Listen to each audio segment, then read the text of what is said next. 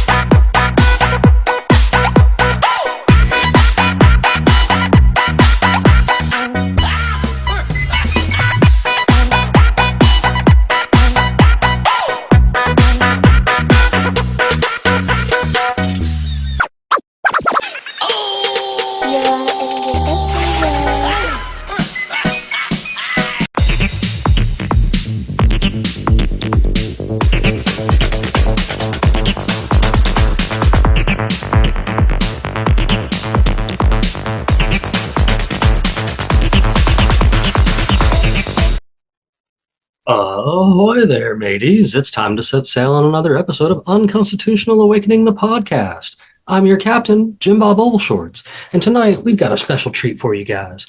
We're going to change things up a bit and jump back into the world of cryptids a little bit. I found a really cool fella hanging out over there at Instagram where I've been finding all these fantabulous podcasters. He's across the pond over there and the host of a podcast called the Let's Get Freaky podcast. Mr. Tommy Cullum is going to be someone that I think is going to be a great conversation piece tonight. He hosts podcasts and talks to people that have all kinds of stories about ghosts and aliens and Bigfoot and more, and he's into that kind of thing too. And it's nice to see somebody over in the UK getting into something like that. It's real awesome. So I'm excited to see where this conversation goes tonight.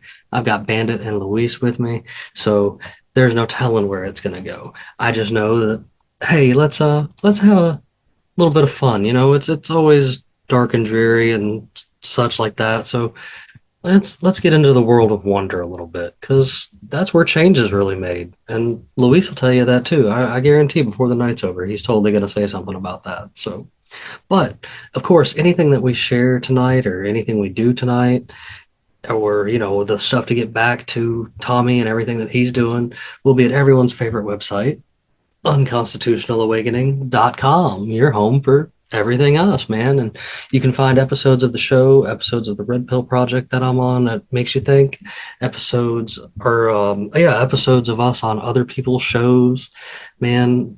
Different kinds of things going on by everybody, all right here in the podcast and more section. That's also where you go if you want to answer the question at the end of the episode to get yourself a free Unconstitutional Awakening, the podcast sticker, man. So we still got that going on, still looking for people to answer those questions. So make sure you tune in to the end here so that you can see if you can get yourself a chance to get something cool for free. Man, while you're over there on the website, you can also check out where to watch us if all you do is listen, and where to listen if all you do is watch us. And man, all you listeners out there, we have finally at 10,000 audio downloads. So thank you so much, man. And it's greatly appreciated. You guys can also check out the show right there while you're on the website, man, while you're hanging around over there looking around at things like our merch store, where you can get you some more of those stickers if you'd like, or some shirts or hats or coffee mugs or pillows. Man, we got all that kind of stuff going on. So y'all make sure that y'all are tuning in for that, as well as checking out our friends in Liberty, Kirk Elliott, Peachy Key Creations, Ammo Can Survival, Brett Pike with Classical Learner, and Pure Pet Wellness. Man, everybody here is doing some really great things that are against the status quo, and I totally recommend them. In fact, you tell them Jimbob sent you, and they're going to give you a discount. So, and we greatly appreciate anything you guys do supporting the show, because it's it is how it is, man, and we greatly appreciate each and every one of you out there. In fact, if you follow us on if you happen to follow us on Facebook at Captain Conspiracy and the Freedom Pirates, we totally just gave away some stickers over there. So Steven, Hermes, Matthew, Scott, congratulations, you guys. I hope you enjoy your stickers. And as far as everybody else that has won stickers from the pirate questions, your stickers should be there any day now. So keep your eyes open, man. We appreciate each and every one of you. And I say we just weigh anchor and get going on this guy.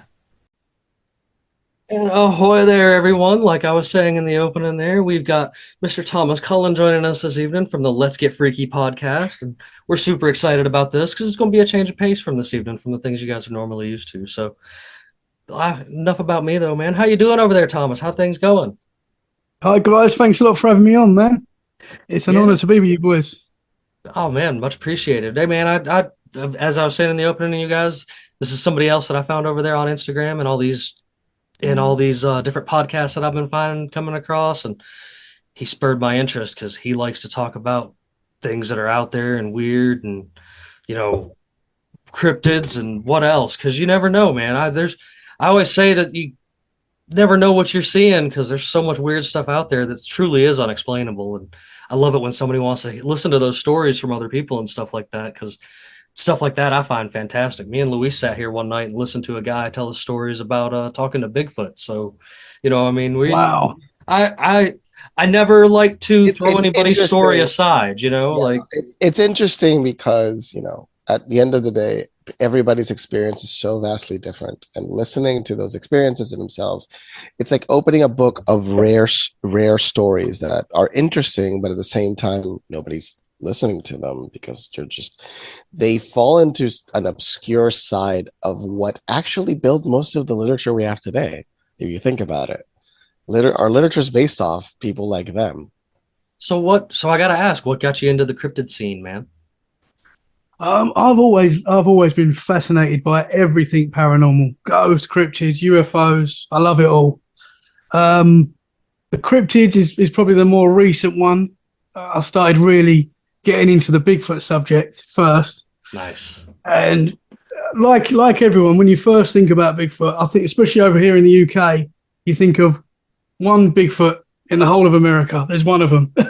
And then when you really look into it, it's like there's so much evidence to support it. And it just gripped me. I just found it fascinating, and I wanted more.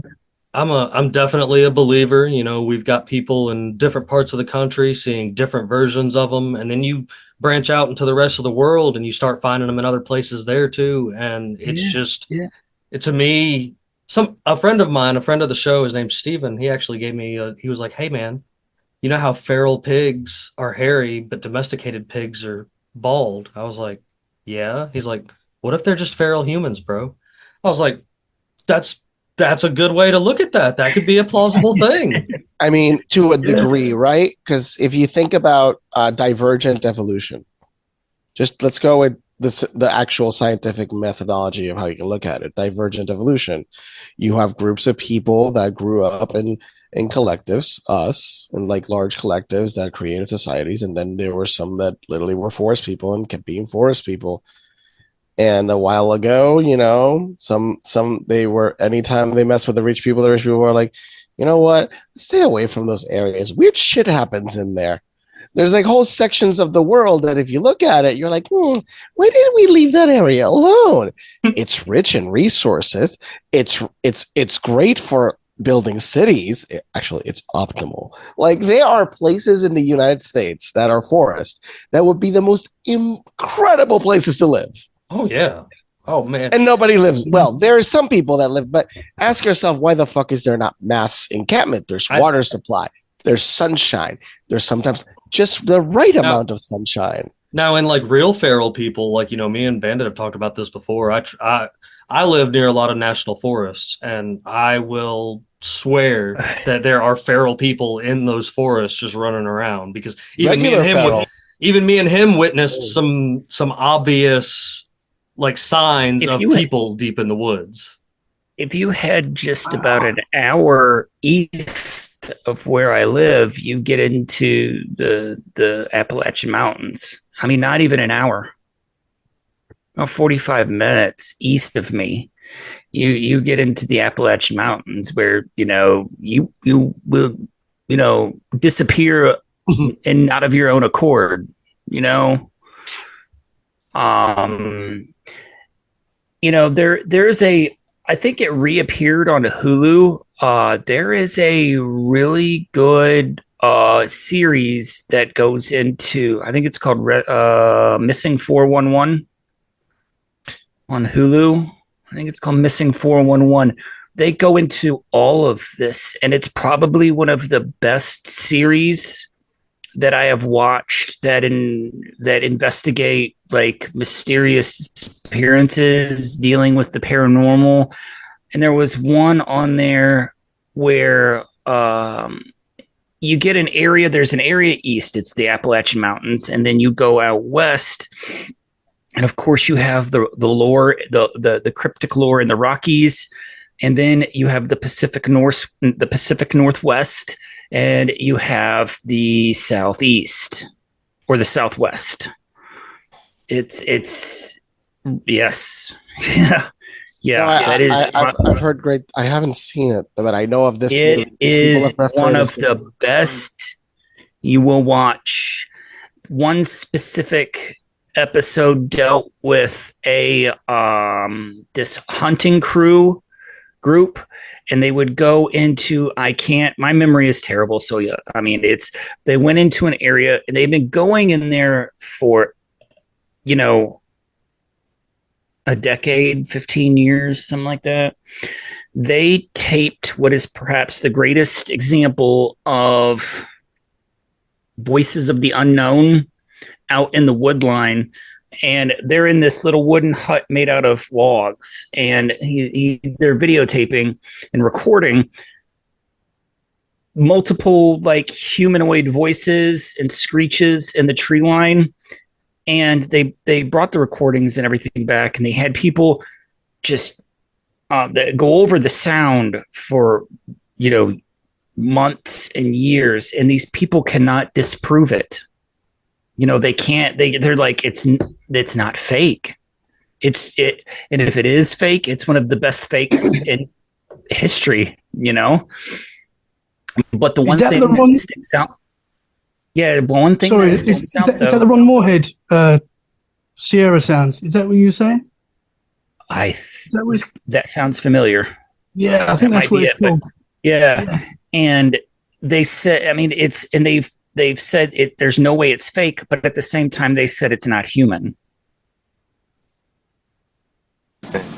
So check these out. This is some recent ones from Ohio. Well, there's some crazy stuff going on in Ohio right now. So well, it was a couple years ago, prior to that. Oh. Wow. But I've heard what I'm recording right now sounds very similar to what I heard back in 1991 or 92.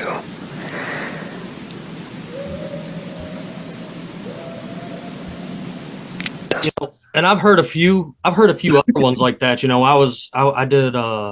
never heard that one. Why did you not play that? Hey, hold on a second. I'm going to find you one that's you can find me one of the another really. But I'm going to find you a good one. I've got one. We talked about some stuff like that when I helped do the Bigfoot documentary with Nate and them over there on the Reality Czars. And like the only story I've got is from North Georgia and the southern end of the Appalachian Mountains during a camping trip up there. And there was 6 of us that all heard something screaming in the woods that wasn't human. You know what I'm saying? Like it caused for us to all sleep in the van that night with the doors locked. But like, and there's no animal in that region that comes close, right? And that's part of the whole mystery, that there's no natural creature that we know of that screams like that. I mean, even a escaped ape. I don't know. I mean, I would imagine others said they would be like, okay, this is an ape call, but that's the only thing that you can come close is certain other apes, literally. It's Bigfoot, ape. We are ape. So another type of ape. But even those are weird because it could escape from a lab. Like it happened. It literally happens that they escape from labs. Not anymore, not as much anymore, but they used to. Well, and there was this one that you guys forgot. Remember the truck that fell and the monkeys fell out and a woman was bit? And this was like in 2020 or 2019. I remember that. And everybody's like, the pandemic's going to start soon. Did you guys remember that? They were like, the pandemic's going to start soon. I do remember when we have Monkey Island down here in the southeast where they in like the 60s they filmed a movie, like a Tarzan type movie on the river out here, and had brought monkeys in, and then they got loose and like repopulated really quick. And so like we have this whole area that you have to be extra careful when you're going down through there, because even if you're on the river or whatever, because monkeys will jump out of the trees after you. Like, Wow. it's a legit, like, yeah, I mean they're probably mad, like, and but like when I start thinking about like all the different kinds Hey, of, hey, I see Hey, it. Jimmy, check the. I see Yeah, it. play that. When I start thinking of like all the different kinds of like Bigfoot, and it being being even resembling some kind of maybe forest ape or something like that, I'm the kind of guy that believes that there were multiple forms of human beings. Google will tell you all day there's only one human being species, but there is clearly proof that there are a lot more than that. This article specifically talks about 8, but like I've seen some stuff where even like Graham Hancock is talking about, and there's definitely a lot more human type species that have existed. And That brings up. where are they? Could they be some of these other humanoids that are walking around in the woods like this? Like, Yeah. Speaking of humanoids, that brings up the where along the evolutionary chain did human beings become afraid of things that looked human but weren't human? Where? At one point in evolution? Uncanny 10,000? Valley. Uncanny 10,000? Valley. Yeah, that's it. That's it. What I'm talking about. 10,000, 20,000. That's a real 50,000? mystery. It is That a people real, have asked the same question. It's like, no, genuinely, what if it was a species that looked like us and yes, they were but other? one wasn't human. Why are we afraid of, even now, we're afraid of things that look human that aren't human, So where did that come from? How far down the evolutionary chain was that? But I mean, that gets into what you sent me that video for here just a moment ago, Yes, really, because that's this the is the thing. But one I do want to hear, Thomas, what are your thoughts on like the other, other species being out there possibly still? I think it's definitely possible. I mean, they find giant bones, don't they, that apparently get covered up. Seems strange. Then you've got the actual elongated skulls that they have proven definitely weren't shaped that way. Yeah. I think there's definitely other types of humans out there. Whether Bigfoot comes into that bracket or if it's more ape or more like us, I'm not sure. But I think there's definitely a possibility that it's obviously whatever it is. It's obviously very clever. Yes. They have to be. Sure. Yeah. And like, that's there's been all kinds of things in that valley of stuff or whatever, and even things that have been clearly hidden. There's all kinds of historical documents hidden in things like the Vatican and Smithsonian and stuff, and locked away in their vaults. But then you've also got to think about, if you're trying to control a narrative, that if somebody does find something, was it destroyed? Because you hear some of these stories sometimes that happened in like the 40s, 50s, and 60s of people exploring places of the desert and coming across these grandiose things, and then you don't hear about it again. And do you guys remember the people with the heads in the chest? That's a thing. Have you heard of these people? I have, but I want to play that. What? Bandit's excited about it. Yeah. There's people with heads in their chest, and many cultures spoke up about them.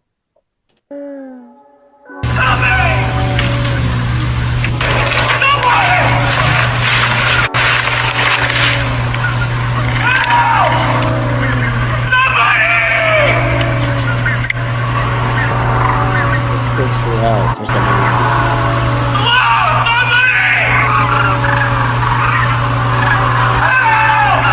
Skinwalker calling for help. That's freaky, man. Don't mess with Skinwalkers, bro. Like the video actually is cut short, unfortunately. But the real reason that the guy was out there, not with the intent of like capturing, he was out doing a Boy Scout instructional video on how to start a fire, and he just so happened to come upon that. Why do you think? Well, I didn't see that. What was the reason they didn't react to it? Because they also felt weird about the call? What was the explanation for them not to act on somebody calling for help? Well, that's a common thing when you get into the Skinwalker thing. like you have something that's trying to lure you in, so Draw you in. So it in a lot of the legends, it has a habit of sounding like a child, even, like a child calling for its mother, or looking for help. And I then, mean, it's the perfect gotcha. trap if you think about it. It's the perfect trap. Well, I mean, Almost evil trap. isn't that how? I mean, look at how deep sea predators hunt. They mimic things in trouble, or even, there are some predators on land that mimic the cries of animals that are wounded, or you mean animals babies in crying trouble. like human babies? Cats? Yeah, that's an easy way to lure somebody in. We lure to love them. Yeah, that's cats. That's brilliant. Cat evolution. And then what you were making reference of before we jumped over into that, this is also another one of those interesting, weird things that. Have you seen this, Bandit? The Blemmyae? No, I have not. Oh my god! You got to go down this rabbit hole. You're gonna be like, "What? It's a great rabbit hole." I've been down this one, and it's really interesting. Like, is this what the character on Teenage Mutant Teenage Mutant or not? Let me read a little bit about it. Teenage Mutant Ninja Turtles, the bad guy. The Blemmyae were described as Greek and Roman histories were typically thought to be a tribe of African men. The Blemmyae, or the chest eyes, or the something I'm not even going to try to murder, were mythical people said to be about 6 to 12 feet tall and almost half as wide. And according to ancient sources, they were said to have been cannibals. So this, I mean, in a way, vague, from 6 to 12 feet high, from 6 to 12 feet tall. I mean, that's pretty vague. Think about people in their different heights, though. Now, I mean, you got people like yourself who 12 feet tall means tower over people really like me. Tall. I'm sure they weren't actually 12 feet tall. Yeah. Okay. So maybe somebody's perception of somebody these that's somebody that's 7.5 feet looks like they're 12 feet tall. Especially when you're tiny and leprechaun size. Jimmy, to Jimmy, somebody that was 7.5 feet tall would look like a giant. Yeah. So this is very true. Like, that's the point.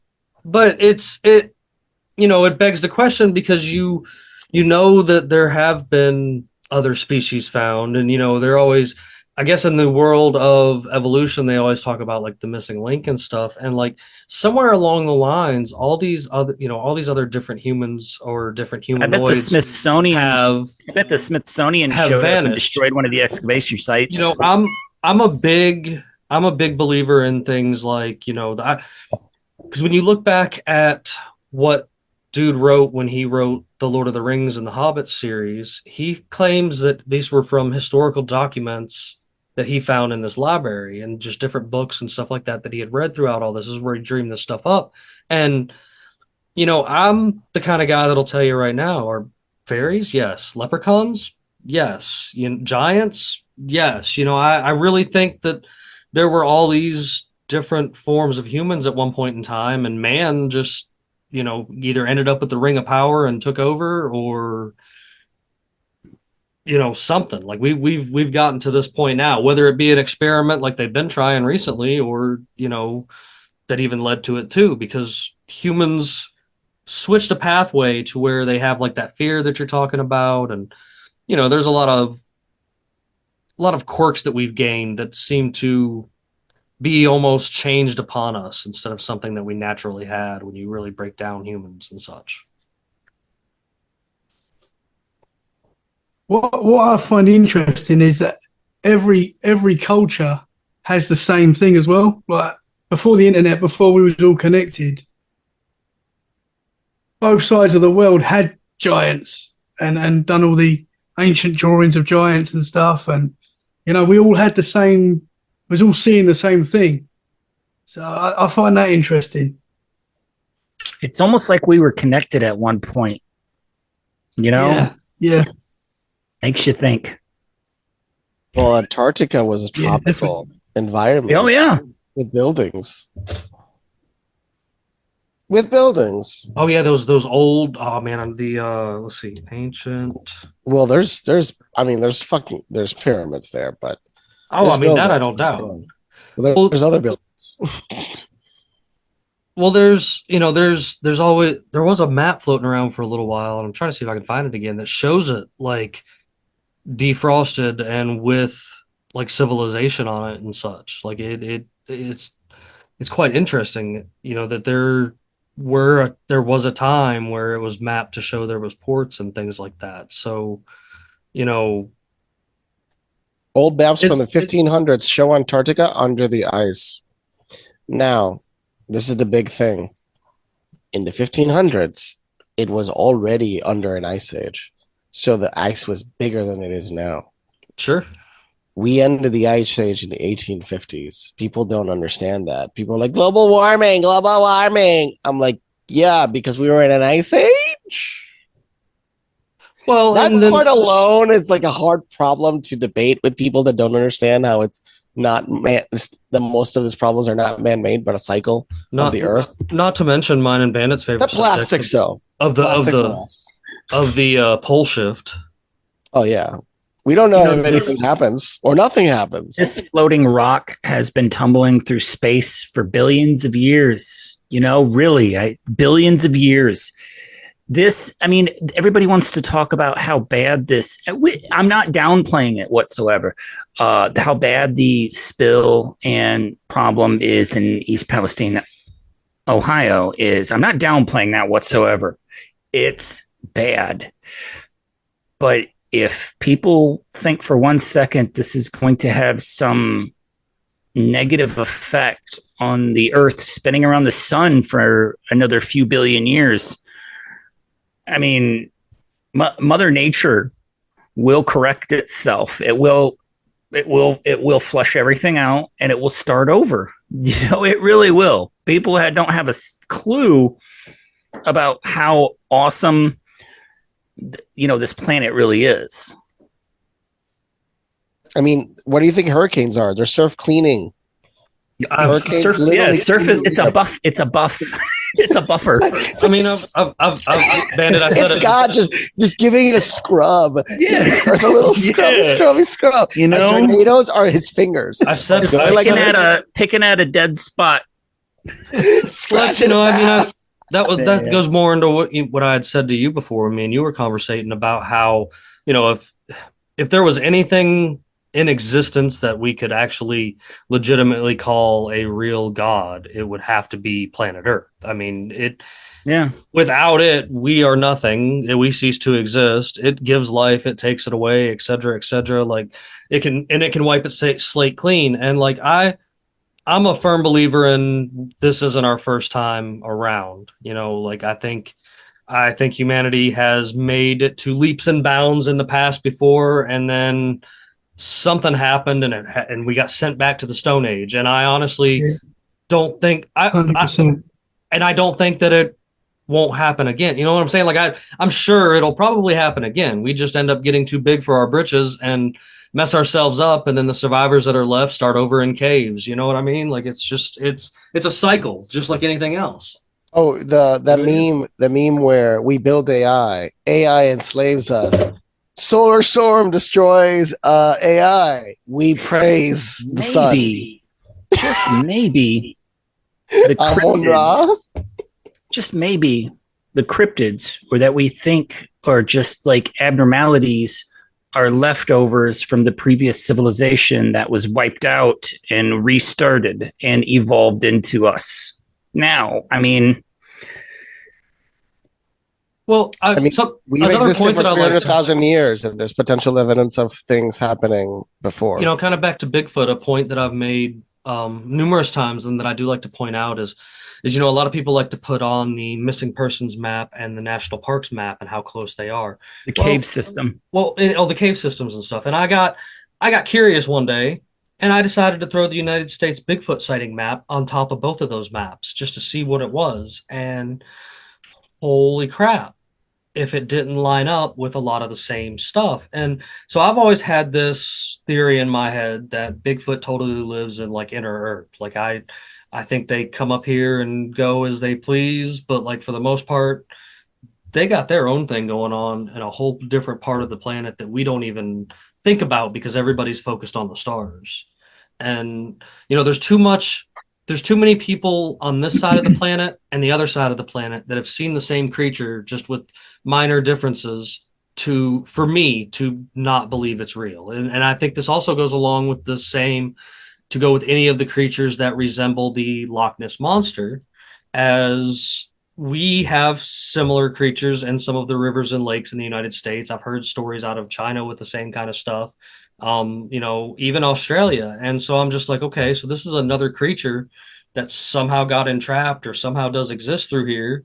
And we know nothing about the ocean. So could there be a dinosaur-like creature swimming in the depths of the ocean that we couldn't comprehend? Yes, because giant whales eat krill. So you can't tell me that one of these things couldn't somehow sustain itself. Do you think cryptids only exist on land? Exactly. Oh no, there are aquatic cryptids. I mean, we find them all the time. There's by the way, there is a section of YouTube where you can go and find this stuff. It's the most beautiful section because it's the most peaceful. The ocean cryptids. Oh yeah. The weirdest shit. I know what you're talking about. There's Ocean X, I think it is. They have been even off the there's unexplainable doing live streams of the bottom of the Mariana, like as far as they can go. It's like, let's say they can go 10,000 feet. So they're looking at it and they give you live feeds. It's so good. And they've been doing this for more than a decade. They're amazing. I'll make sure. And that's more terrifying than like unexplained creatures in outer space, because, people are like, oh, so what? But we have unexplained instances and creatures and areas right here on our own planet, man. I mean, that's gotta make you think, Yeah. What's been the so I know you interview people and talk to folks that have had like cryptid experiences and stuff. What has been, you think, one of your best cryptid experiences, stories that you've heard? Ooh. Well, the last show that I just put out, Al Santoriga came on the show, and he's got 50 years worth of experience with Bigfoot, Dogman. He's an incredible guy, and he told me, there it is, yeah. He told me a story that someone in the Canadian Army told him, and I don't think you'll mind me sharing it. Basically, there was a big, what part of Canada was it? Canada. I think it was British Columbia, I think. I'm not quite sure. I'll have to I think that's where it was. So there was a big school party going on in a house that was in the middle of nowhere in Canada. And it was like the end of year school party. And all the kids were just there getting drunk, having a good time. And apparently it was in a house that was abandoned, that all the kids just used to go to.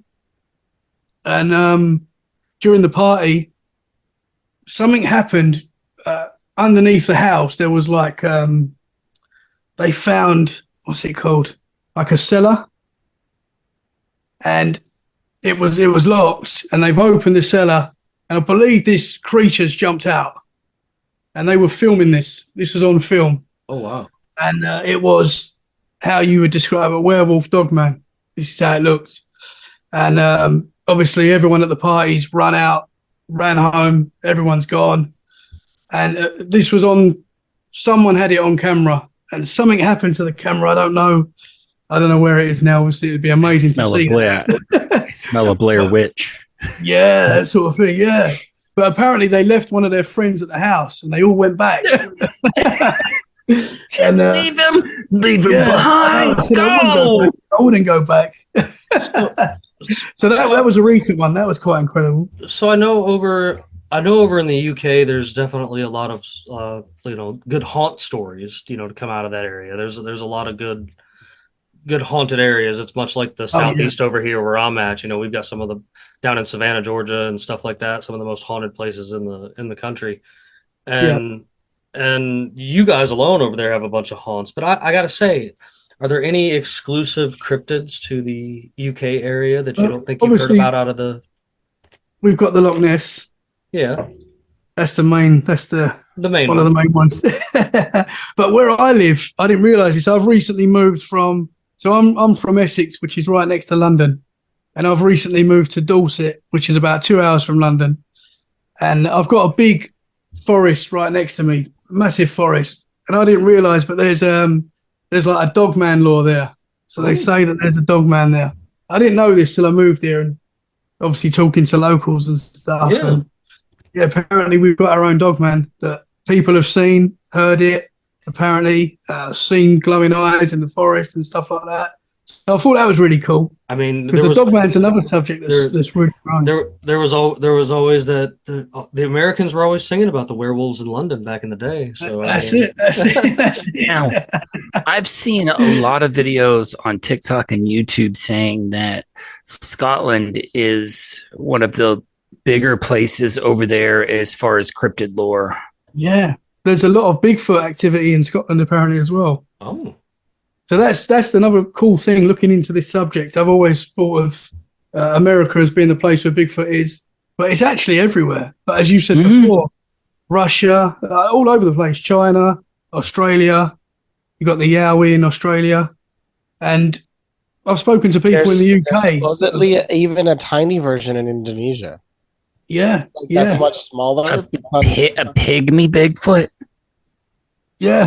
A kosher big, like no, what? Compact. Not kosher. That's the wrong word. Pygmy But, Bigfoot. compact. this is Well, it's Indonesia, limited resources. I don't know which of the islands, but Oh, so he wasn't this- able to grow to full size because of limited resources, right? just like humans in certain areas, they don't grow. Yeah, that yeah, yeah. have limited resources. Well, I've heard the Dogman stories type things. Even here, we are actually hotbed for the Dogman conversation. Seems to come more out of the Louisiana, Mississippi area. I'm not sure. I'm not sure what draws our Dogman lore to come out of that area of the country, but that's where I've found more people that talk about that kind of stuff is in that area. Down here in the Southeast, we don't even actually call him Bigfoot. We call him a skunk ape. That because he's out here in the swamp area and stuff like that. And that's just, but it's still kind of the same thing. And that fellow that me and Luis talked to a while back, he said that like Dogman and Bigfoot like coexist in parts of the forest and stuff. And so I've always found that interesting because he's actually not the first person I've heard that from. So it makes me wonder back into that. What if they are a whole society of different breeded people living underground? People say that like the ancient Egyptian depictions of dogmen type humans and stuff were, them trying to explain a god or something like that. But what if, what if in this ancient place before the world had a reset, there were giant hairy humans running around, there were dog men running around, there were lizard men running around. To me, it doesn't seem out of the realm of plausibility because look at the clown show we live in today. So it wouldn't surprise me if the ancient world was full of magical creatures and beings. I wanted to show you ChatGPT's point of view, if I could, on this. Oh yes, please. Let's see this. This is So I simply asked. Okay, go away, screen. Sorry, 1 second. Let me hide. So what dogmen myths in Europe? So you can see there. Ancient Greek mythology, there was the creature called Cerberus, but it thinks that there is none. ChatGPT also, seems to have a hard idea of how it's leaning in a lot of the things it talks about. How do you werewolves, or what's the other term for werewolves? Lichen. Yes, there you go. You beat me to it.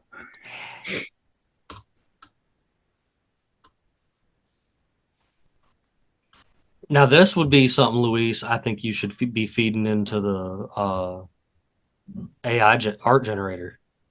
Oh, yeah. Let's play around with that one, too. But, yeah.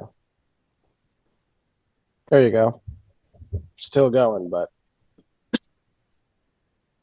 Is it work go- on this if you want to is read it that. is it gonna start is it gonna start cussing at me and threatening me? Didn't they No, say I have to force it through basically persuading it to think differently. We can try the Bing chat in a second. The Bing version of ChatGPT. Oh, I was just wondering because I heard the other day about the You can make it, yeah, it's called, you have to jailbreak it. okay. It's something called the Dan jailbreak. But yeah, that's what it says. You want to read some part of it while I work on the other side? Yeah, it says the term lichen is derived from the word lycanthrope, which refers to a human being who can transform into a wolf or wolf-like creature. In European folklore are various stories and legends about werewolves, which are essentially the same as lichens. And they're saying that the concept of it originated in Greek mythology, where the story of the king lichen tells the man who was transformed into a wolf by the god Zeus as punishment for his arrogance. And in Norse mythology, it's the stories of berserkers warriors who could take on the strength and ferocity of a bear or wolf through shapeshifting. And I mean, the shape shifting. I want to stop right there because you've got things that like this Wolfman kind of shape shifting thing. I guess in a sense, when it comes to Bigfoot, it's almost like a shape shifting thing because you can't, no matter how hard you try, his frequency, and this is what I think it is, his frequency keeps you from being able to film him clearly, no matter what you do. And, you've got the shape shifting politicians that are out there that I always joke about being lizard people and stuff like that. But you see the idea of shape shifting being pretty prevalent in old lore, regardless of which country you're looking at it from or which part of the world you're looking at it from, you run across the idea of shape shifting. And so that's again one of those things like where did they come up with that? Like what did someone witness at one point in time that caused them to believe that something could shapeshift, or were there shapeshifters at some point in time? It's like I've said when we had this movie discussion. We were in a movie talks, and nothing we come up with, just comes out of thin air. It has to be associated with something that was written down, or it has to be a combination of something you witnessed and something you read already, or something like that. Something like this just doesn't come out of thin air. It's something that's written down, recorded before, something you've witnessed yourself. I mean, it's not, ChatGPT is not really denying it here, but it's backing me up and talking about how it's in everything. Like you've got it from Native American, European, what does that say? Japanese? Sorry, let me make it. Can you see better that way? I mean, I just wish the screen was bigger. Let me go down a bit. There we go. It's okay. There we go.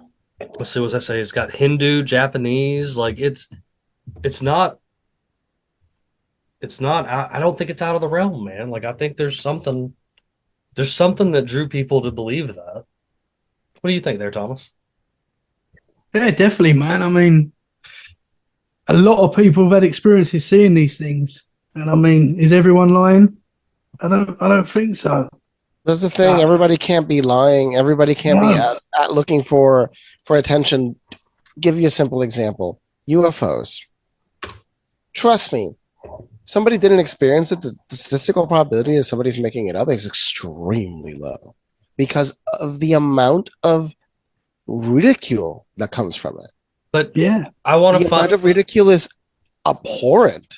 But see, now my only thing with UFOs is I want to know the difference in the ones that show up that nobody knows what they really are, and the ones that are clearly government, fugazis going on just for a show on the TV. Just my thoughts. But I mean, I'm a UFO believer for sure because I've seen things that are unexplainable. Like I've seen things come out of the water and vanish towards the air from the ocean that don't make sense. So, who am I to deny to deny that it's, real or not. Yes. Yes, you're looking up the word Fugazi. I mean, it's a fun word. It's a fun word. I've seen UFOs. I've seen a Ooh. few weird things. Please tell. Share. You want me to tell you? Yeah. So one of my strangest UFO experiences. This is going back about 8 years ago. I was living in Essex. Was in a flat, and I was with my mother-in-law. We both saw this.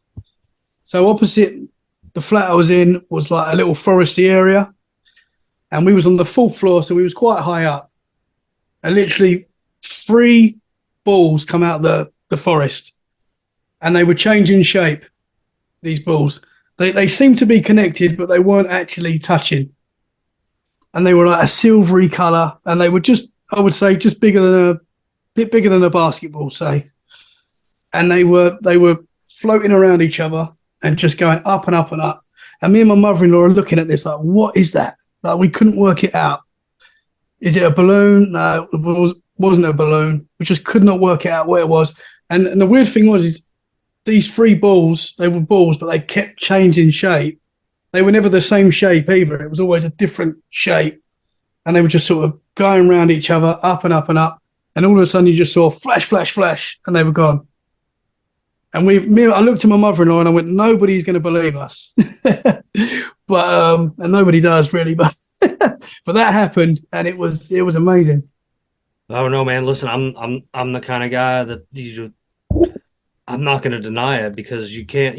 When you know you've seen something, even if it's unexplainable, even if nobody's going to believe you, and you're willing to talk about it. You know what I'm saying? Like I'm like, okay, there's some truth to that. We've had some interesting people talk about some interesting things up here, and I think one of my favorite stories to come off of this show is from our buddy Lowell Johnson, who has talked about going inside of Mount Shasta and seeing inner Earth himself and stuff like that. And it's wow. It's such an interesting conversation. And then he brings along like weird picture evidence of things that he sees out there too. And it's just like, you got to start not denying it. They've even caught apparitions and stuff like finally on video or whatever. So there's been so many accounts of one version or another of Hollow Earth that there really is. I mean, there's written accounts of Hollow Earth, people visiting inner Earth. I mean, dating back, I don't even know. One of the most popular though was written by a I think it was a Norwegian fisherman, the 1800s, I think. But I mean, he vividly describes giants in inner Earth, vividly. Wow. And there's supposed to be like somewhere around a dozen or so entrances into inner Earth. One of them being right here in Kentucky. Wow. Which the mushroom mines, or which Kentucky? No, Mammoth Cave. Mammoth Cave. Oh yeah. Yep. How close is that to you, or how close are you to that? Hold on. I gotta look it up, man. I don't remember. I mean, I just wonder, because we always make jokes about, we're gonna go hunting for cryptids for a unconstitutional and live thing or whatever. And come on, bro, let's go spend the night in Mammoth Cave. Yes. It'd only be the weird scorpions, crabs, and other insects and other life forms. I live in Georgia, so we have large bugs of all kinds, mosquitoes that can carry you away, black scorpions that like to get into your bathroom, and snakes coming up your toilet, and all kinds of stuff like that. So like, I'm not too concerned about sleeping along my normal neighbors that I've already got going on as it is when you're in the South. It's just, I've had some friends come down from the Northeast, and we joke about how the bugs are going to carry them away. Ooh, I like it. I was going off of what you were describing. And Mammoth Cave is an hour and 45 minutes away. Okay. Towards me, or? That's cool pictures, man. Not what you saw, but it was what came up. Not what I saw, but that's cool. And I was looking at werewolves, the different types it can create. Wow. Yes, we're here. I mean, I could make it so my computer gives me a completely different voice. I have to work it out. So one day I'll do the entire show with a completely different voice. Oh my god. Nice. I should try to see if I can train it to speak like Raiden from Metal Gear Solid. And then we can make somebody else speak like the Colonel the entire show. So I got to know, Thomas, you said you had some other interesting experiences. Is there any other things that you've come across that you'd like to share? Because I definitely would love to hear it, man. Well, I've seen more UFOs. I saw when I was 14, we was all playing football in the street. And this is before mobile phones, so none of us could take a picture of it. But there was like, we all stopped playing football and we was like, what is that? And in the distance, obviously really high up, there was what I can only describe as like a building that you would see in Dubai. It was just like a weird shape, massive, looked like a building, but it was floating in the sky. And we were just watching it for ages, like, what is it? We couldn't work it out. It was like an orangey, silvery colour. But it was massive and it was well in the distance. And that was strange. And I just remember we was watching it for about 10, 15 minutes, whatever it was, talking about it. And then we was like, come on, let's carry on playing football. I didn't watch it. We didn't see if it flew off, or I really wish we did. But it was really weird. Oh, no, I mean, and you know, that, see, I've got a weird story that I had told recently to some friends of mine too about seeing things that people don't believe is true, but I was there with a few folks, you know, when it was, cell phones were around, but they weren't near the quality that we have now, for sure. It was still just a flip phone in my pocket. And, you know, I've got a Thunderbird story. Man, don't do the Thunderbird age story, thing, bro. right? No, but I mean, you know, we're all out in what's considered the foothills of Appalachia at a golf course, and the four of us at the tee will all four, we will back each other up all day. We seen something fly from a cave out of the side of the mountain and watched it fly off, and the size was just not comprehensible. Wow. And you know, we're all convinced that it was either a Thunderbird or a dragon. And since the southeast of the United States is actually known, you know, to have Thunderbirds in the past and stuff, it wouldn't surprise me at all if there's still one running around out there. And of course, Thunderbird or pterodactyl or whatever you want to call it. But we've even got, there's factual pictures, you know, from history in the United States of people catching these Thunderbirds that they haven't been able to debunk. So it's clearly a plausibility that something like this could live in one of these untouched forest areas. You know, we were talking earlier about how, you know, what are they keeping locked away in that area? Well, could it be something like that? Could it be Bigfoot? Could it be a sleeping giant? You know, like I think these are all possibilities. Yeah, man. What you got, Luis? Interesting. So you see here, this is the Bing version of ChatGPT. This is the one that can get really racy and crazy. And I was just covering Thunderbirds, the mystical creatures. You can also see here the lichens, the description. It's different. It's not exactly the same. The difference is this one, look, it gives you the annotations of where it got the text. So it's just something to explore. When you're looking at these cryptids, the problem is you can see the responses are very, very static. Well, you can explore further, and see. It's not super fast, but it's interesting. So it's something to explore as you're exploring any of these things. Although at the end of the day, it might still give you these answers that are not as entertaining. Because you have to dig deep to the consensus. There we go. It's going much deeper now. Yeah. You can go ahead and read off of some of it, because I'm pulling up some pictures in my background real quick. But... So let me see. Which one? The Thunderbirds? Yeah, go ahead. Thunderbirds are mystical creatures that appear in the legend of Native American tribes, especially in the southwest region of the United States. They are described as enormous birds that can produce thunder and lightning with their wings and beaks. They're also seen as protectors of humans from the evil spirits and predators who breaks the rules. That's interesting that I've never heard of them before. And then according to Algonquian myth, Thunderbirds control the upper world and fight with the underwater partner of great horned serpent that controls the underworld. Okay, we're going into the actual myths and everything. According to the Menominee tribe, sorry, I need to get close. I need to make this bigger. Okay. According to the Menominee tribe, Thunderbirds live on a floating mountain in the sky and are ancestors of humans who helped create the universe. According to the Ojibwe tribe,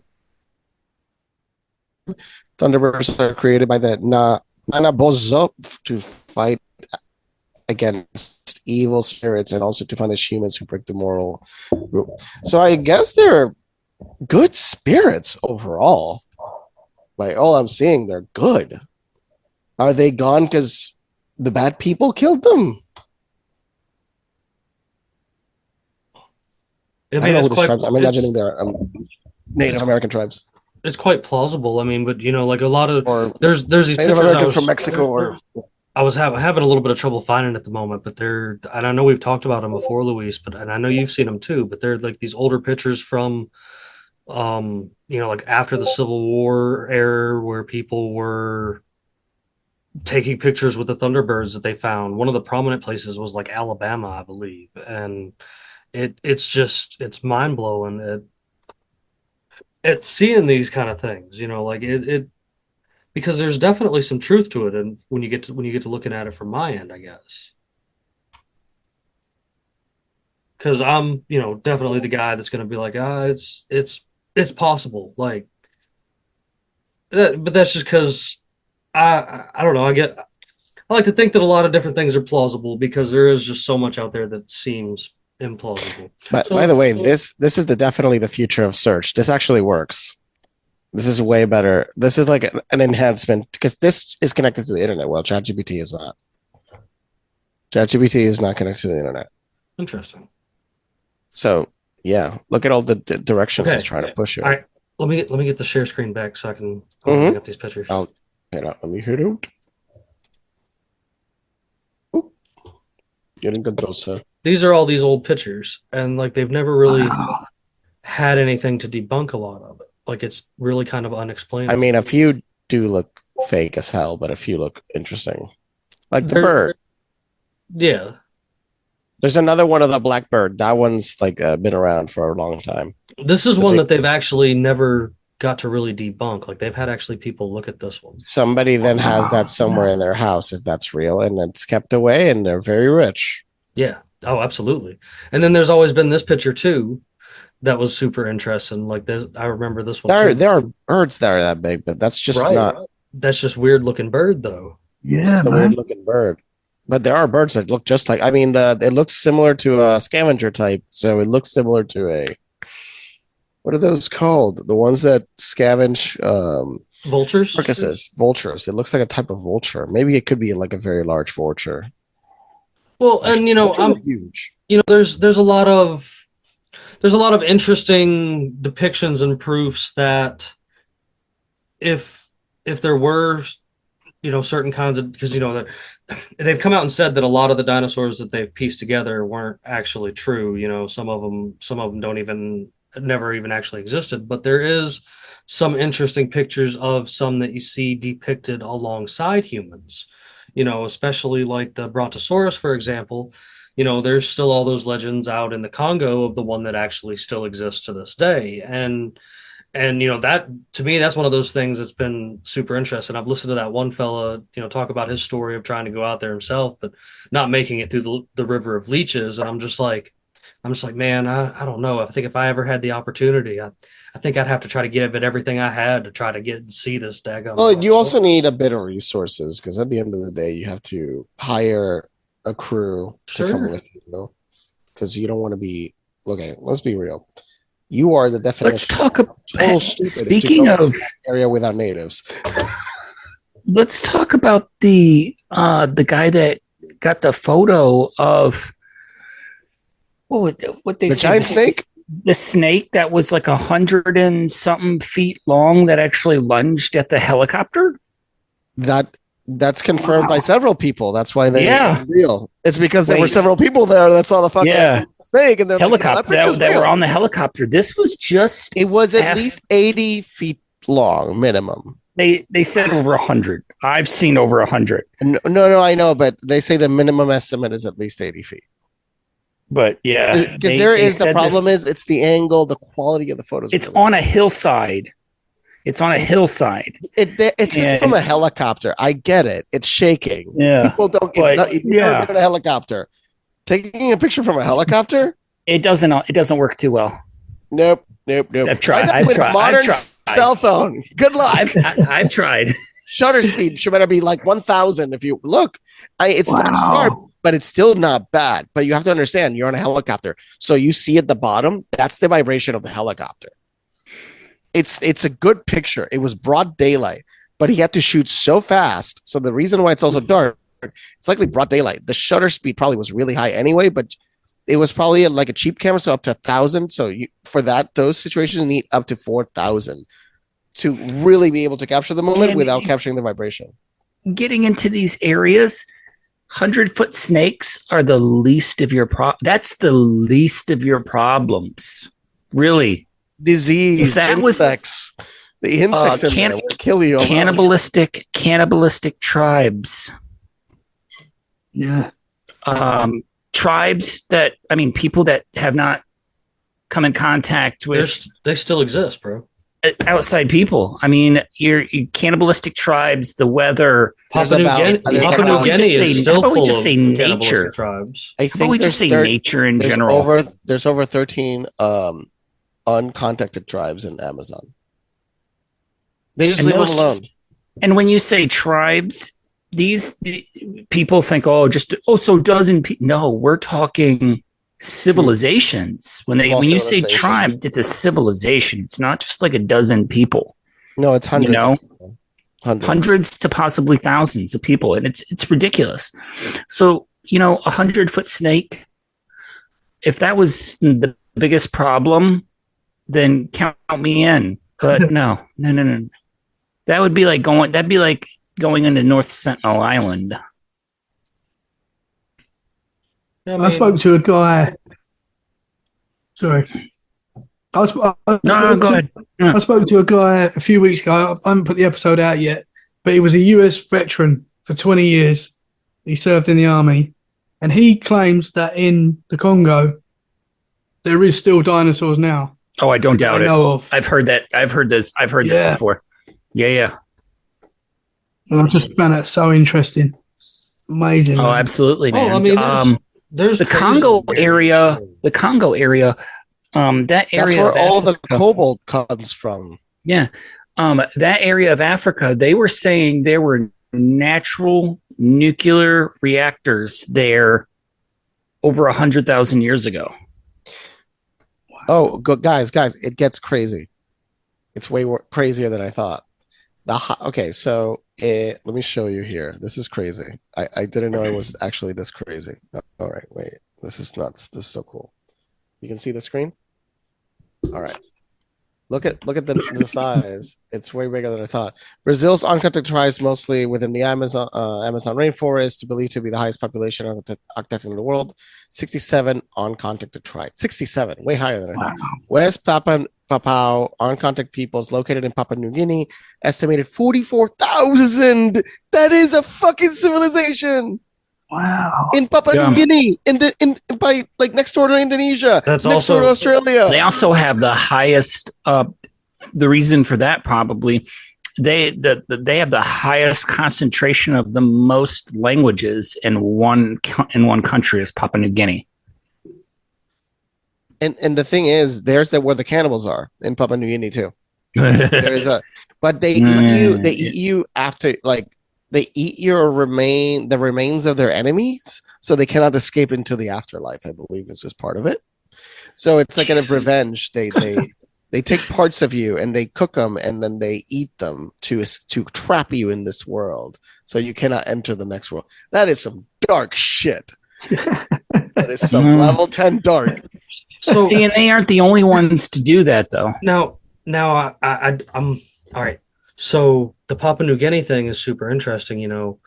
That was something that one of the Rockefellers was super obsessed with, and They actually sent an Listen, expedition there. all right, and they claim that he was lost and eaten, and then many years later, somebody had returned there, and in this group of all of these dark-skinned guys was this one dude that actually fits the portrayal, like fits the size, look, and everything of the lost Rockefeller, and like the Oh yeah, there's a book. Isn't there a whole book about that? There is a whole book.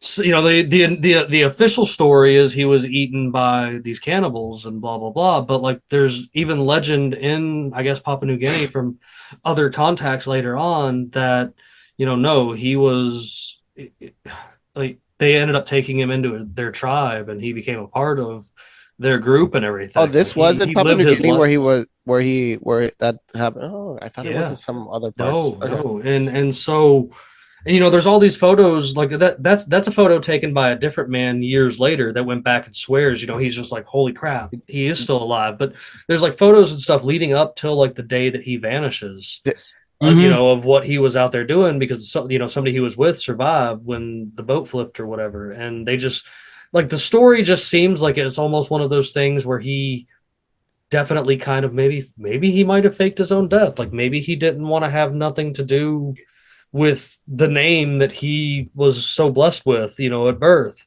because he wasn't like the rest of them. He had a infatuation with the land. When you really study, I went off to the side and studied about him a little bit, and Michael Rockefeller was not. He rebelled. Yeah, he was the opposite of anything you'd hear about even his father, who was in politics and stuff like that. Like His father actually was the Rockefeller that ran for vice president. And- Vice, and- because they have and he to was not- something they have to in be in New the York. shadows still. He was something. Okay. He was something in New York State for a while. I too. think that was also when New York was its most corrupt. So Mhm. people might not know New York City was way worse than it is now, but not by much. I would say we're also very close right now to like top tier corruption. It's just very like rich corruption. You don't see it at the bottom. No. All the way at the top. New York ran U.S. politics in the past. In the early 20th century, It was ran by New York politics.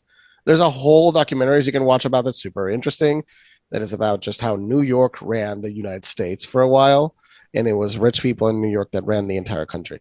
This is in the time of the robber barons, basically in the time where consolidation of power was very, very tightly controlled, just like it is now. 2/3 of the world made $26 trillion in the last 3 years. 2/3 of all the money. Less than 1,000 people made 2/3 of all the money. Just let's put that into context. You can easily control the population so that certain messages don't come across if they're too controversial. So I think this is weirdly one of them, because why isn't there deep research into this? It just makes no sense.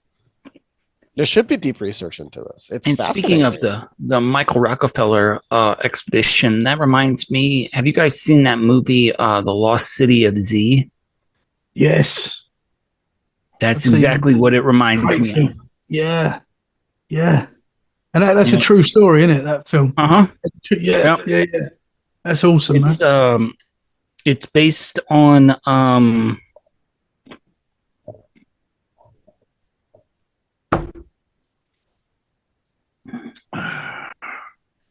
yeah, if you guys haven't seen it, you need to watch. Yeah, it's a good film, man. Yeah. there we go. Yeah. There we are. There we go. That's It's it. an American biographical Percival Fawcett. adventure. Let's see. Percival Fawcett. Yep. If you guys haven't seen it, got You hammered need to- by MTV. Well, watch it. I mean, Yeah. okay, I mean, now South America. It is a painfully slow movie. I'll- It is painfully slow. But it looks like I've the normal people covered- liked it. Yeah. covered back when I was doing things a lot more on TikTok or whatever, and doing my little history lessons on there, I would cover a lot of South America because there is quite a bit of interesting things in South America, not only from the things that are like currently popular that we've talked about a lot here recently about finding all of these cities down the Amazon River, but South America is truly where they were like searching for El Dorado, and there was an adventurer. His name is fleeting me at the moment, but that like got lost down there. Like they never heard, and he was looking for the lost city of El Dorado and stuff down there as well too, and other things. And there's been so many talks of like golden cities. Cortez? Gold was it? No, well, no. This was later. This was later in like the 50s. I'll pull it up here in a second when I put it in my mouth, but there were there's so many different kinds of legends out of South of America, and even like a lot of just weird cryptid things, like on a completely off the rocker thing when it comes to like South American cryptids. My first shaman, I guess if that's what you want to call them, was from down there off the coast near like not quite Brazil, but not quite further down or whatever. They were a small country anyway, but they always told me legends and stories of not only mermaids, but losing their sibling to a mermaid and stuff, because it's something that's pretty commonly believed still down in areas like that. And I've always found that extremely fascinating, and found that area itself extremely fascinating, because a lot of South America is not only a lot bigger than people are mentally portrayed it on like the map and stuff. South America is really, really, really big, but like it's as uncharted, I think, as a lot of Africa is, like the Congo, for example, and other places like that. I think more so. Yeah, absolutely. I think South America is more uncharted than Africa is right now. You have, because of the Amazon rainforest, because of the deforestation, just minimally, structures have been coming into view now that have been that are previously unrecorded. Like, we're not just like cities with millions of inhabitants. Well, Harry Fawcett millions. Was who I was talking about, who was looking for millions of people. That is we're talking just because normally people when they say structures are coming into view and stuff, they think a few overturned stones, maybe a floor. We're talking cities are being uncovered in the Amazon right now, and that are baffling people. Like, how? I mean, because the Amazon rainforest is triple canopy jungle. You're not. I mean, satellites get nothing. Daylight does not hit the floor. Nothing. Previously unrecorded, and they're seeing these massive structures, and like we said, millions of people. Those are just samples of all the stuff they're finding. I mean, there's so much. There's so much stuff. Mm-hmm. This is fascinating. I mean, look what the. But that makes things. This is under trees. It's right there. Yeah. All you need to do is get in there, and you can walk over to that. But see, the thing is, they're not getting in there anytime soon. Still. Think about these are the most fascinating ones. The stories. That's gigantic.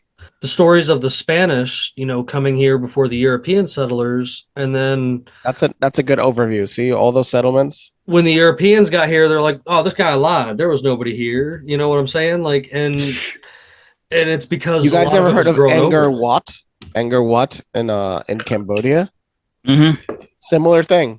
Angkor Wat was very big. It was a metropolis. It was a thriving society. And 1,000 years ago, everything went. I don't know exactly what happened. I don't know the entire story, but around, I think it's over 1,000 years ago, everything went wrong and society crumbled. But it was a thriving, functioning city, and it was a beautiful place. But you can't find the majority of it. Like, you can't find the majority of the remnants.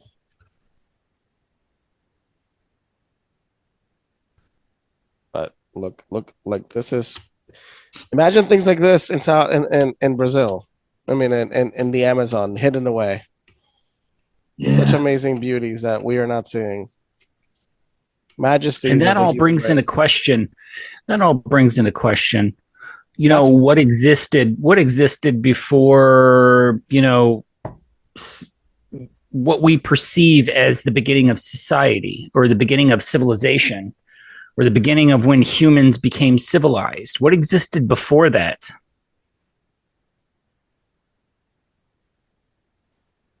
Was there a civilization before us? Oh, I guarantee. And there's too much, like I've said, social media, the internet is one of the sharpest double-edged swords. I mean, they can use it to try and bury. We were doing that stuff 1,000 years ago. They can use it to try and bury history and change history, but then we can turn around and use it to uncover history and, dig for the truth at the same time, Yeah. Sorry, I had it on mute. I was trying to. No, but like I'm the first person to be like, something happens, something resets. This goes back to where we were talking about earlier in the show of like the world resetting itself around and coming back around again from sticks and stones back at the beginning due to some kind of crazy event, whether it be solar flare destroying the AI that had us enslaved, whether it be the mud flood, which is a very popular thing that I'm pretty convinced on because science proves the probability, and there's too many things that show that it seems like buildings were found, not just like built, because these there's in some instances these massive structures that were built by people with horse and buggy, and you're just like, man, I don't know, man, but this goes back into like this cryptid realm and this giant realm and stuff like that. If we all lived at some point in time with all of these other creatures, like it would be nothing for a giant to pick up large stones and stack them and in a way that we couldn't find possible. It wouldn't be anything for a shapeshifter to use if they can shapeshift, they can probably move something with their brain or something, you know what I mean? I've seen some really interesting things that prove that you can levitate rocks with sound. So, there's this is the only question I think some people pose that I don't think is asked enough is creatures that look sound in many ways to be superior to humans in countless manners. Why are they not around and we are? I mean, that. Why aren't vampires around if they were so dominant and powerful? Oh, well, now I still think vampires exist. Like, that's one of those things. It's not in the way that Hollywood portrays them. What would you describe vampires if they were to exist? They're energy vampires. Yeah, they're not. I mean, that's a lot of humans. That's a lot of regular humans. Regular humans are energy vampires. Okay, so and another thing you really got to look at is let's take into account like population density and where we all know overcrowding is an absolute myth. Okay. 8 billion people, that's stretching it. But you can overcrowd a city. That's possible. Yeah. There is plenty of room for these things to exist and us not know about them.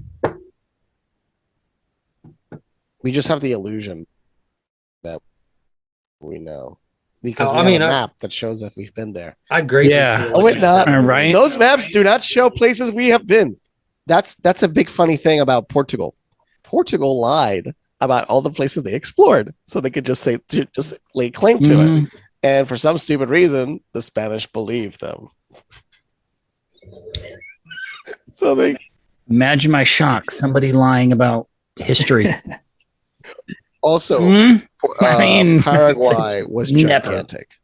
So I gotta ask, Thomas, since you are out there in the UK, have you ever taken the time to travel to find and go look around at Loch Ness or whatever? That's something I'd like to do. I haven't done it yet, but that is definitely something I want to do. That's on the list because I'm not that far away. So I think I'm about probably a 9-hour drive from there. I think roughly. So I'm not too far away, but I am actually going to Scotland in June.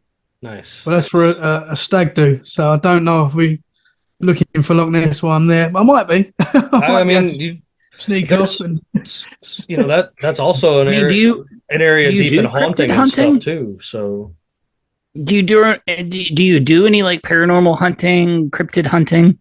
that's something I would like to start doing. I've not really been doing that. I'm more just talking to people that have had experiences.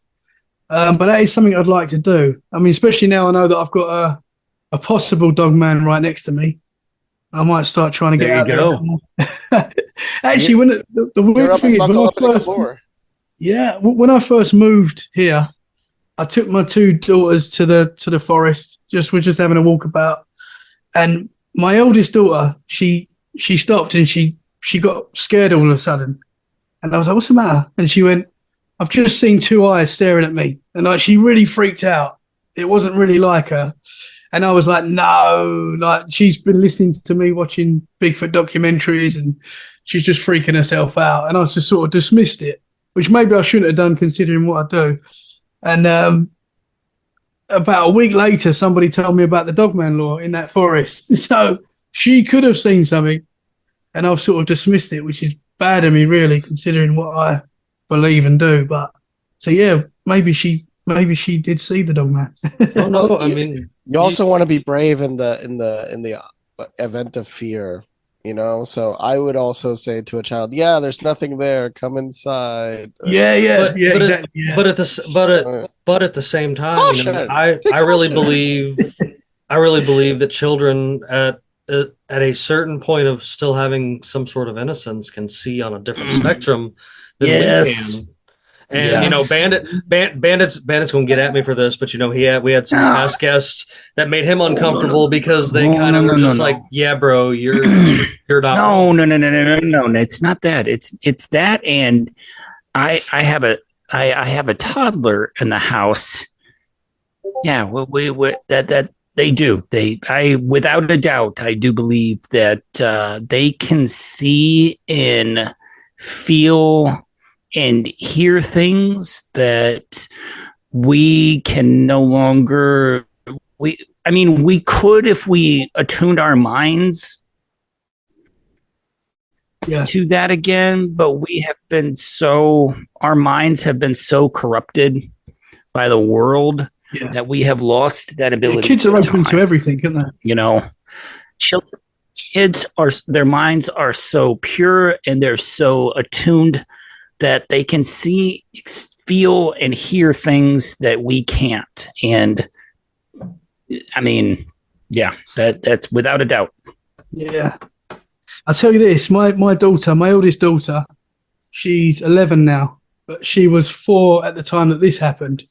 So my wife was driving her home. They'd been out in the town shopping, and they was coming home, and they've stopped at traffic lights, and there was just a building next to the traffic lights, just a brick wall building. And my little girl's gone, "Mummy, what are those people over there?" And my wife looked, and she's like, "There's no one there. It's just a building. There's no one there." And she went, "No, Mummy, I can see people with sheets over their faces." This is what she's saying. And my missus is a bit freaked out. She's like, "Okay." They've gone home. She's told her mum about this. They're like, "Let's have a look, see what that building is." So they didn't know. They didn't have a clue. And when they've Googled it and looked where that building was a morgue. So my little girl, I don't know what she's seeing, but she saw what was really weird, man. Yeah, I've had a couple, mediums and seers and stuff like that on the show here. That's one of our higher rated shows with a guest that's going to be coming back real soon was with a medium friend we made because of the show, Miss Vicky, and like she sat in here with us. There was a handful of us in here that night. A couple of other guests or co-hosts that you didn't get the pleasure of meeting this evening. But like by the time that episode was over, we were all just kind of like, whoa, and it's just it's interesting to have these conversations with these folks and to meet people like this, because when they can hit buttons or hit nerves or something that is in your realm of things without even truly knowing you, that at all, you're just like, now hold on a minute. Like Yeah, now, yeah. like what how are you telling me that I am definitely seeing this relative or whatever sitting here with me and stuff? And it's just like, you know, I've I've had ghost type experiences, that's something I've definitely seen in my life. It's not out of the ordinary for me. I've had the pleasure of doing like some ghost hunt stuff too, and it's it it's definitely exhilarating. And I think having an open mind going into it, you open yourself to the possibility of actually coming across something. Yeah. I guess if you were talking to like a chick or something, she'd be calling it manifesting it or whatever. But like,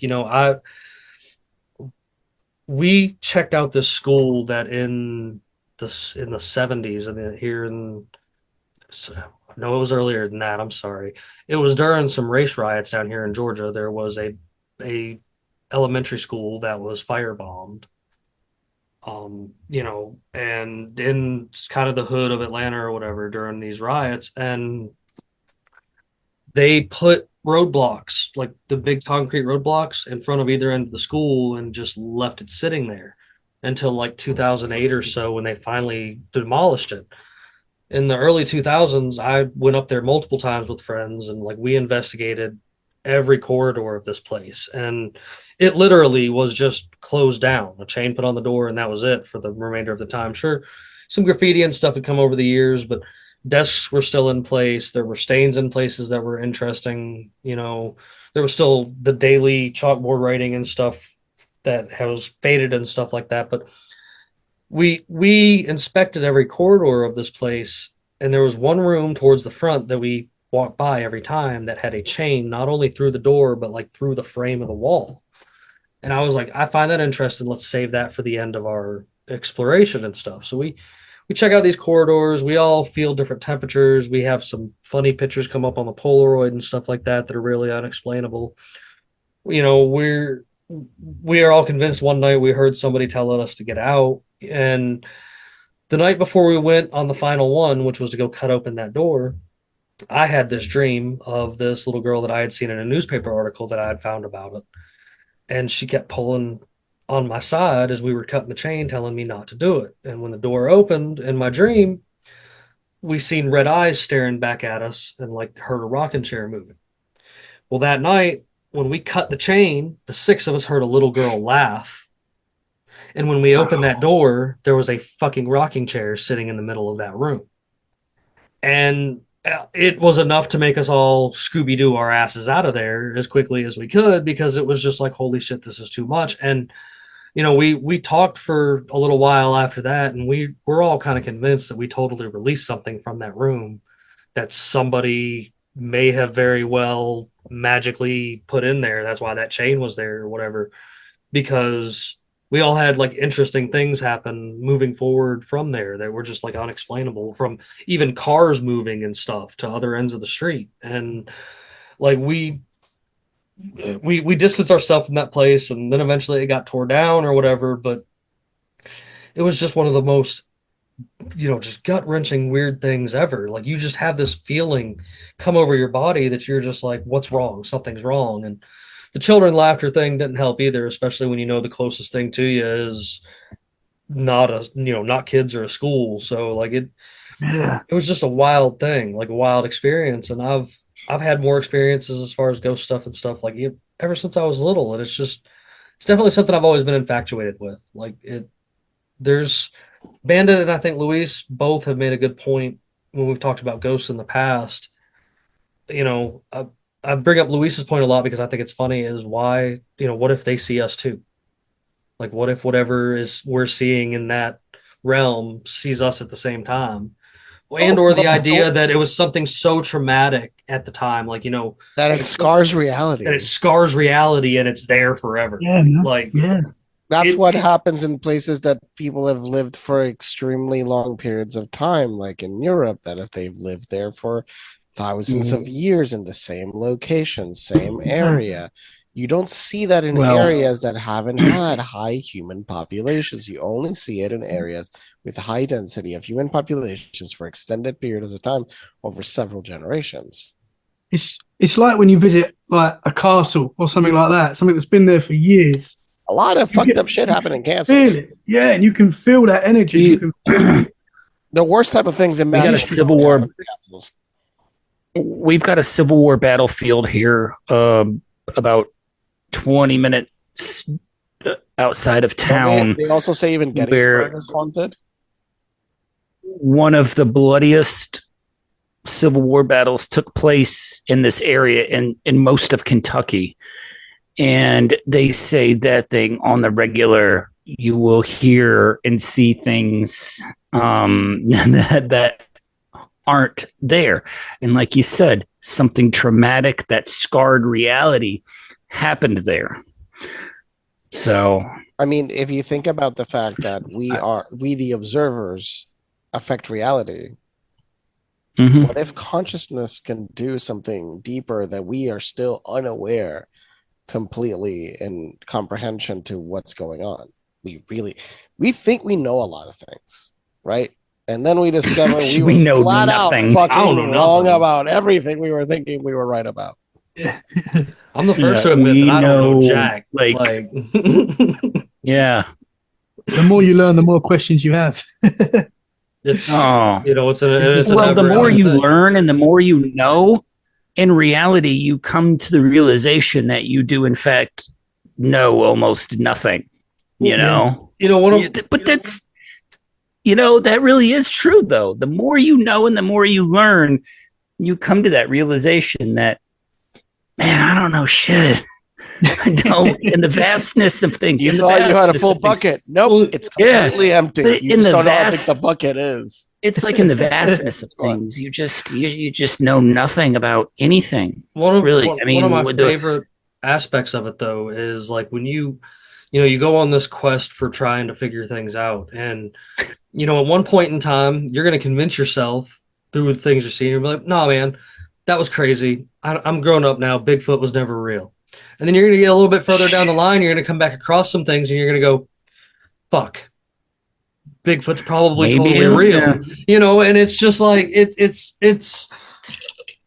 it's good and healthy to have these questions. And Luis said it earlier, and he says it all the time, that that a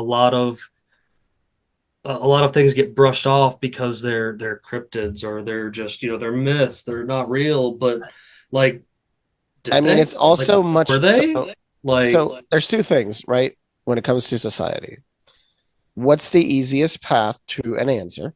Because we have been so accustomed to idea of what's the easiest way to resolve that question. When they use sports to manipulate you, to entice you into believing that the rivalry between Manchester United and whatever the fuck other, like, it's the only one I could say from your country. Sorry. Whatever other football team, it's gaming, whatever. All those are distractions. They're all distractions. This is how much I care. I mean, they're fun to watch. I'm not going to take it away. It's an interesting, fun sport. I'm not going to insult the sport. I'm saying it's at the end of the day, it's a distraction, and the state wants that distraction because it makes it so everyday people focus on things like sports, things that are not existentially going to destroy their lives. People don't want to think about those things. And when you think of cryptids, these are creatures that we don't understand. Can they harm us? How bad can they harm us? Look at The Last of Us. How much attention a video game from early 2010s is now getting. Adapted to film about the cordyceps. Yep. People started getting obsessed over that stuff. But I mean, now it's all over the internet. I think Luis, though, when it comes to like your cryptids, though, like your cryptids were government made, weren't they? Like Chupacabras, they think it was the government because in Puerto Rico there is USDA and other animal experimentations going on in Puerto Rico. If people didn't know, Monsanto fucks around there, and other agencies fuck around in Puerto Rico. The research agencies also have establishments in islands where they do additional research, and human beings are banned from entering the island. There's an island called Isla de Mona, which ironically means island of monkey, or like sounds like island of monkey. I believe there are now monkeys in the island from past research because they take over. There's also big lizards and everything. I've heard of friends that have gone there I mean, you go to the beach and you get the fuck out. Generally, nobody's like, let's go inside. Because you should get sometimes there'll be people there and you should get permits because you could be damaging research. This is the thing. There are areas where they're doing research, and if a human stumbles in, you just fucked up the research. Thanks, you dipshit. So there is a valid reason to keep people out, and it's not nefarious. But still, crazy shit happens over there. So chupacabras. Weird. My thing is, what about all those mythical things that we believed in as kids, like Santa Claus, the Tooth Fairy, the Easter Bunny, stuff like that? You know, what if those are cryptids? I mean, wasn't the Tooth Fairy some kind of like yes, the tooth mythological cryptid? Yeah. So I should take the Tooth Fairy out. You're right. What Santa Claus, the Easter Bunny. I mean, what if those are cryptids? I mean, Santa Claus could very well be based off of the idea that those little gnome dudes were bringing you mushrooms, and tea and stuff in the snowy areas of what I guess Siberia is what you consider it now, maybe. Like that. There's very, very true plausibility that's the only part of the story that my brain breaks. It's like, where the hell did elves come from? Like, what was that about? Well, now garden gnomes used to be especially prominent, I believe, in the UK, a thing for rich people, where they'd have an old wizard-looking dude that lived on their property and tended to their property, and the idea of a garden gnome was basically the same thing as that, just with not a real human being. Master gave Dobby a sock. Dobby is a free elf. Oh man, that's English, sir. That sounds English. Master gave Dobby a sock. Dobby's a free elf. But no, this is and that going back to mentioning that, I mean, it's like how much of that is based in like reality, like how much? Anything that we take for granted as fairy tales or fantasy, it's just how much is based in reality. Yeah. Because I mean that awakens it's like as a kid you were just like, oh, that would be so cool, and then you get into into adulthood and you're like, sometimes you're still like, man, that would be so cool. Absolutely. No doubt in my mind. I mean, that's kind of back to what I was saying about, at one point in your venture for truth, you might be like, oh, Bigfoot's not real. But then later on, you're going to be like, shit, man. Bigfoot's in the clown world we're living in right now, I don't blame them for staying hidden. All of the cryptids or any of them. I don't blame them for staying hidden. It might be their natural senses have attuned themselves to feel humans from a very big distance. Because we are broadcasting brain waves. So what if they can fine tune and feel humans? This is not so crazy. Well, all right. It's not so crazy to think about. So there's this orangutan. Well, no, there's this orangutan. All right, that it happens to be. This was a BBC article. I remember when this came out, but the orangutan. It's loading. That this one specifically speaks like a human. His name's Rocky, and he's been mimicking human speech and stuff. Now, you get into some of these areas into Africa and stuff like that, and even in other places of the world, because there's multiple species of orangutan out there. But there's places of this world that I've heard these stories where the people are like, oh yeah, the orangutan can totally talk. They just choose not to because they don't want to be entrapped into this this human life. What was there with the gorilla? Do you remember the message from the gorilla before he died, when he was dying? Harambe? He was trying to get information about Hillary Clinton's emails out, and then they shot him. No. Oh boy, man. But rest in peace, Harambe. Yeah, I mean, but it's his. I mean, that was so stupid. Situation. They didn't have to kill the baby. That whole situation led to where we're at right now. It did. Harambe Yeah. was the break of the Matrix. It was the cat. It was the catalyst. That was the cat. Yeah, that was the Why did that catalyst. kid need to jump in the? The kid didn't need to jump. It was all Harambe. it's all in Harambe's mind at the end of the day. No, but if you, what was that gorilla that used sign language? And there's even videos of it meeting different people. There's even it meeting Robin Williams and it even remembering Robin Williams. Oh, This is I remember them doing that in the movie Congo, where they had the glove on the movie The Congo. You remember that movie? Koko. The female Western lowland gorilla that she knew sign language, that there was all kind. Yeah, the Robin Williams one. I actually found it immediately. Yeah, play that if you want to play something really interesting. I'm gonna just play it in the background while we're talking. Yeah, they had something like that in that movie Congo from the 90s, that the gorilla could use sign language, but then they had a glove on it that would read its sign language and then speak the words that it was signing. Interesting.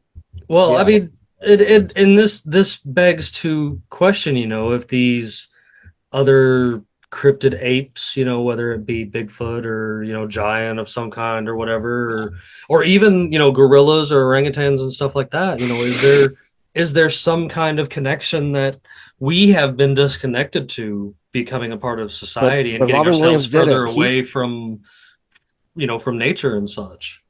He tickled a gorilla just now. I don't know if he's right, dude. Yeah, he's tickling a grown animal that can rip your head off. Yeah.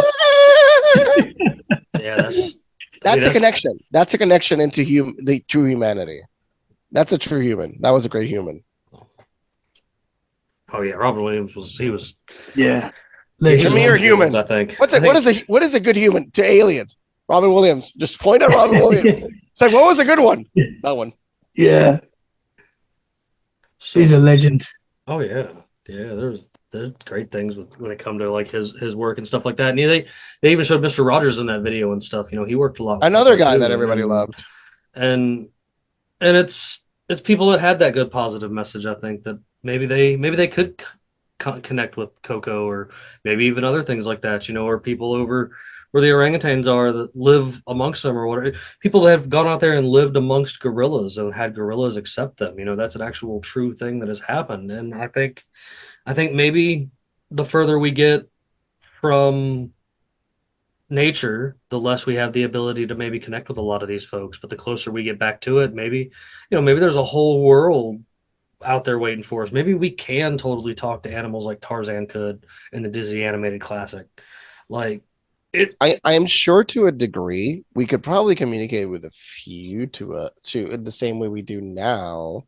You could say, because you're adapted to just living with them. But I mean, sure, I can pick up on certain cues and stuff like that. Absolutely. Think of it. We talk to birds. We talk to apes. We talk to apes. We talk to dolphins. If birds were real, we would talk to them. That's right. By the way, rats are great pets. Like, we talk to rodents. Now, can we respond? Yeah, wait, I think we can also understand. You said rats are good pets. Yeah. Oh, you didn't know? Except subway rats. Except subway rats. No. Subway rats. Listen, I have seen in their home are not exactly the same species. I have seen New York rats, bro, and no, that could be a house dog. You want a dog or you want a subway rat? And like, is that a cat or a rat? Yes, they get that big. Oh, they do, man. Rats in New York get gigantic. We're talking about the four-legged rats, not the two-legged rats. Man. Oh no, those. I mean, kangaroos. When will the curse of Adams go away? Go away, Adams. Go away, curse of Adams. Shoo. Well, but before we get here close to getting ready to wrap up, because I know we're getting close to that time, I like to go around and make sure there's nothing else we didn't get to cover or anything. Is there any other good stories you want to throw out there for the world to hear before we get out of here tonight, Thomas? Is there anything else you like? I mean, I've seen ghosts and stuff, or is that just going to start a new? I mean, we've talked about some ghost stuff this evening. We've got a returning guest. Yeah, but that's the way I look at it. Is you can definitely come back and. I'm happy to come back anytime you guys want me. Oh man, yes. And you guys are all welcome on Let's Get Freaky podcast as well. We'll have to set it up, man. We'll have to come over there and set it How up. freaky do we get? It gets freaky.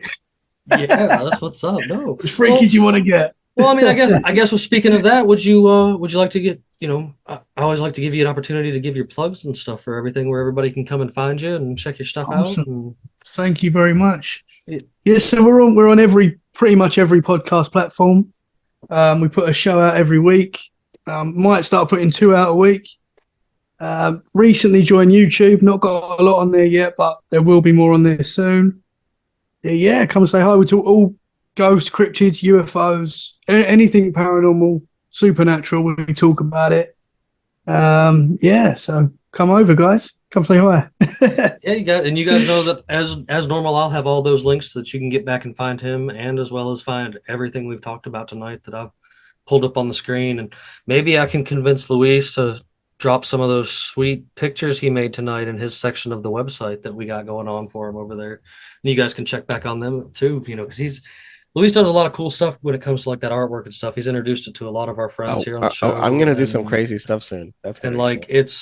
it's we've watched that one specific AI art generator when Luis first started coming over here playing around with it to where it is now. It is just like whoa, like it has just advanced, and it's just a reality as we understand it will cease to exist, which is interesting.